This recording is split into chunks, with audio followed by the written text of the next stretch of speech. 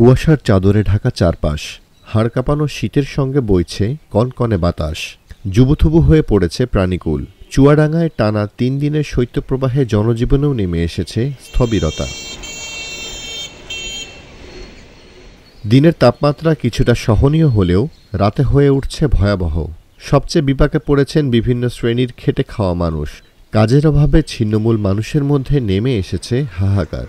সকালবেলা এসে এই কুয়াশার ভিতরে ঠান্ডায় কোনো গেরস্ত আসছে না, আমাদের কাজকর্ম নেই, এই অভাবে কী করবো? এই ঠান্ডার জন্য কোনো লোকজন আসছে না, নিচ্ছে না, আমরা না খাওয়া দাওয়ায় তো মরে যাবো। শীতে কাজ করা যাচ্ছে না, বেলা ৮টা বেজে গেল তাও শীত। শীতের পাশাপাশি কুয়াশার কারণে সূর্যের দেখা মিলছে না। 15 ডিসেম্বর চুয়াডাঙ্গার তাপমাত্রা রেকর্ড করা হয়েছে 9.3 ডিগ্রি সেলসিয়াস। এর আগের দিন জেলার সর্বনিম্ন তাপমাত্রা রেকর্ড করা হয় 8.7 ডিগ্রি সেলসিয়াস, যা চলতি মৌসুমে সারা দেশের সর্বনিম্ন তাপমাত্রা ছিল। চুয়াডাঙ্গার সর্বনিম্ন তাপমাত্রা রেকর্ড করা হয়েছে 9.3 ডিগ্রি সেলসিয়াস। চুয়াডাঙ্গা জেলার উপর দিয়ে মৃদু শৈত্যপ্রবাহ বয়ে যাচ্ছে। এটা আর একদিন অব্যাহত থাকতে পারে।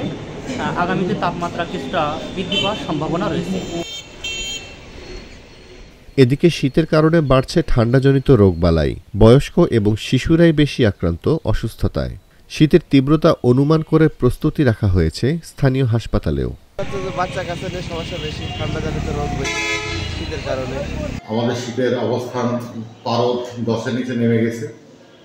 এতে বয়স্ক মানুষ এবং বাচ্চারা নানাবিধ সমস্যা আক্রান্ত হচ্ছে। বয়স্ক মানুষ বিশেষ করে অ্যাজমা, শ্বাসকষ্ট, নিউমোনিয়া এবং বাচ্চারাও পাতলা পায়খানা, রোটা ভাইরাসের কারণে এবং বাচ্চারা শ্বাসকষ্ট আক্রান্ত হচ্ছেন। নিজেকে শীতের থেকে রক্ষা করবেন।